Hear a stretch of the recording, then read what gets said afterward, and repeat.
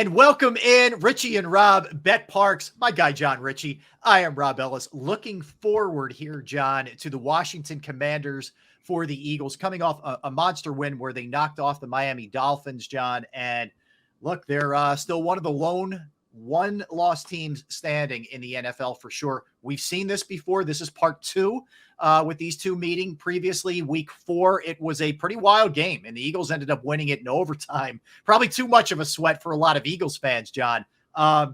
Let's first look at that a little bit, and then let's look ahead to this game.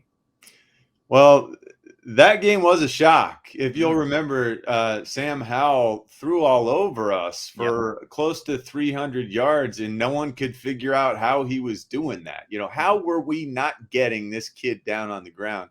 And really, when we looked at the tape after that game, we saw that it just the front end and the back end of our defense just weren't matching up. Yeah. You know, we just weren't in full sync. The pass rush was getting there, but the coverage was playing off and soft, and it wasn't a machine that was functioning at full kilter. Yeah. And now we are a machine that's functioning at a very high level.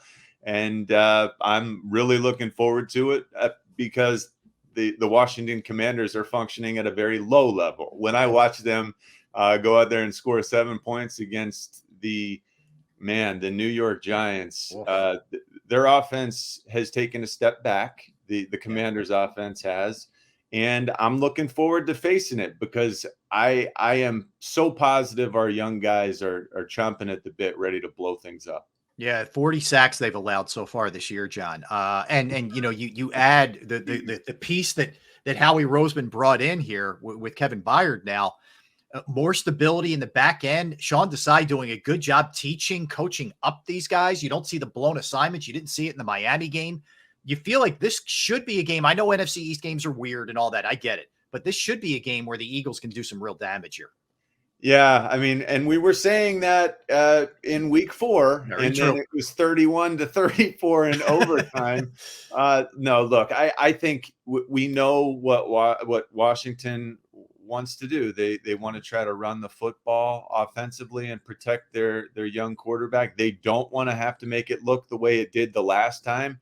Yeah. And I don't think it will. I think that we are a much better team. We're a much better team this time around. We feel much more comfortable with the schemes, and I'm thrilled that despite the fact that our offense against Miami, last week, rushing the football, it wasn't uber productive with big chunk plays. Yeah. We stayed with the run. We ran the ball 34 times. We had 34 dropbacks.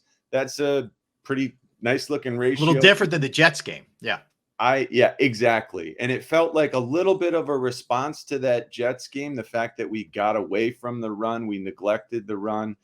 This is a return to normalcy for the Eagles. Last week was a get right game that proved that we still can get right. We can still be the team that we've all dreamed of. And I think, to your point, Rob, this week is when we really start seeing it within the division. All right, last one for you, John. A lot good for sure, but the turnovers for Jalen Hurts have been way up. He's got 10 already, which is more than he had the entirety of last year. Is this just a matter of little tweaks here and there? He can correct this thing. Is he forcing? What are you seeing from Jalen that the turnovers are way up? Because that was one of his greatest attributes last year. He did not give the ball away. Yeah, I think a lot of it is circumstantial to some degree, bad bounces here and there. I do think he values the ball more than, most quarterbacks that you see out there. He really does appreciate how important that thing is. And it sort of dictates the way that he plays. That's the greatest part of his game, that he does not give the ball away. He is so parsimonious with the way he handles that thing. But yeah, this season it's been a little sloppy. I think sloppy is the word for it. And Jalen knows he has to clean it up. I'm sure that with their accountability within those walls, everyone's aware that Jalen needs to clean it up, and it will be cleaned up. Parsimonious. Beautiful, man. You don't get that anywhere else. That's why you are Jon Ritchie, my friend. That is good work out of you. That's the Stanford education right there, baby. All right, John, we're looking forward to continuing to chop this thing up as the Eagles season goes on.